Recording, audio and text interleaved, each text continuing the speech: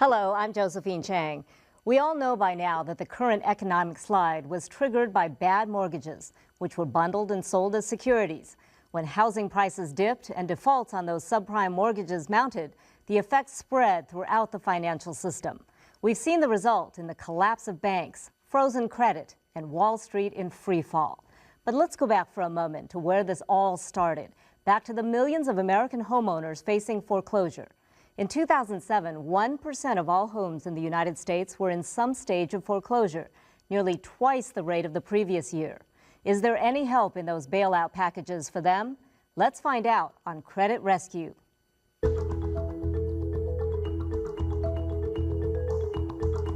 Attorney Christina Latta is the founder of Seattle Debt Law and an advocate for financially troubled individuals in today's high-risk consumer environment. Christina, welcome to the show. You know, in some ways, the Northwest has been lucky. We've sort of been in this protective bubble because our real estate has not dropped the way, other parts of the country have. But we're certainly not immune from foreclosures. Have you heard from homeowners who are having trouble paying their mortgages? There's no question that foreclosures are on the rise, and the foreclosure business in this state is booming.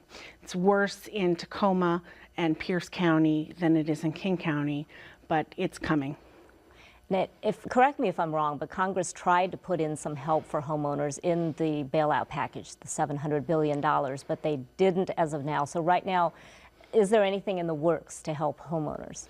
Well, those of us that are from the bankruptcy side of things, I'm a bankruptcy attorney by trade, we're hoping that that bailout package would include a provision that would allow bankruptcy judges to modify the loans through a bankruptcy, which really would have given me the tools to help consumers in a way that I'm constrained and looking for different ways to look at the law to do it, and it would have been very easy.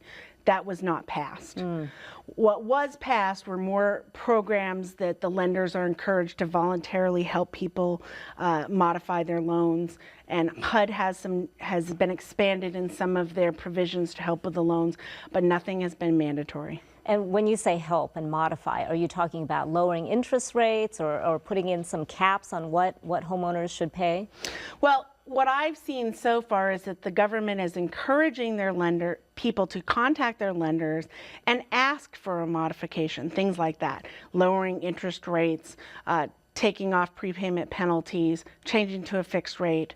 But whether you can get through to your home lender, whether they actually will agree to it, is really an unknown. And generally, you have to have already defaulted before they will even touch it. But there are programs through FHA, and I would encourage anybody in these situations to be looking on HUD.gov and looking at DFI, the Department of Financial Institutions for Washington State, because there's constantly changing programs coming out there, and see if your criteria is going to fit into one of the programs with the government that we can get you into. And we'll try to put some of those links on our website. Now, is it true that there, ironically, is more help for people who own second homes and even third homes, multiple homes, than there are for people who just have a primary residence? Well, as a bankruptcy attorney, I can help a client who is behind 2 or 3 payments on their mortgage, and they can start making payments going forward, and we can spread out that arrearage over time, and I can reinstate the mortgage and get current. Now, if you have but I cannot modify the contract unless I got the lender's buy off and so forth. And most of them, the provisions in the bankruptcy code say that you have to go by the contract completely. However, if I had a second home or a vacation home, no problem. We can modify those loans much easier. The provision in the code in bankruptcy says specifically that a residence cannot be modified. So if a homeowner does get a reduced mortgage through one of these programs, some modification, who actually eats up the difference? Who takes it? Well, the programs that I've been seeing is, first of all, if your lender voluntarily wants to come in and do a loan modification for you, they're eating the difference. They're making a financial decision that it's better to keep you in the home than to let you foreclose. And if you can get that agreement, more power to you. Right. But it's not an easy process. Now, the other possibilities are actually going into a government FHA loan and refinancing out of your loan under the provisions that the FHA has expanded their program to provide people.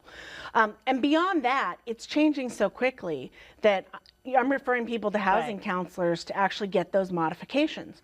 When they come to me, it's usually because those modifications haven't come through, they've failed, and they're looking for another way out because they're on the brink of a foreclosure happening. Speaking of recent changes, I mean, Countrywide recently had a settlement with, now they're owned by Bank of America, and there was a settlement about that is going to help a lot of homeowners here, right?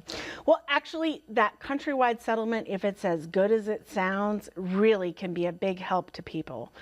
The Countrywide settlement says that they're going to reduce the amounts, the payments down to, I think, 34% of a person's income, and they're going to get rid of prepayment penalties. They're going to modify most of these loans down to fixed payments, get rid of the option arm loans. Please, if you have a Countrywide loan, as of I think December 1st, you're going to be able to be available for these options, and you're going to want to go to the Washington State Attorney General's website, read about it, go to countrywide.com and their website and read about it. And if they are, there's really a possibility that people are going to be able to keep their homes if you got a Countrywide loan. That's good news for them, and hopefully this could be a template for maybe other federal programs that could help out all homeowners. You know, that's what it seems to be, that there's the hope that this will be the template of where it's going to go down for other lenders. You know, so far it seems to be that a lawsuit is what's been prompting this lender to act, and that's really quite unfortunate. But, you know, who knows? Maybe the same thing's going to happen with Washington Mutual loans. It's really unknown yet. All right. Well, some hopeful signs out there. Thank you so much for being on our show, Christina. Thanks.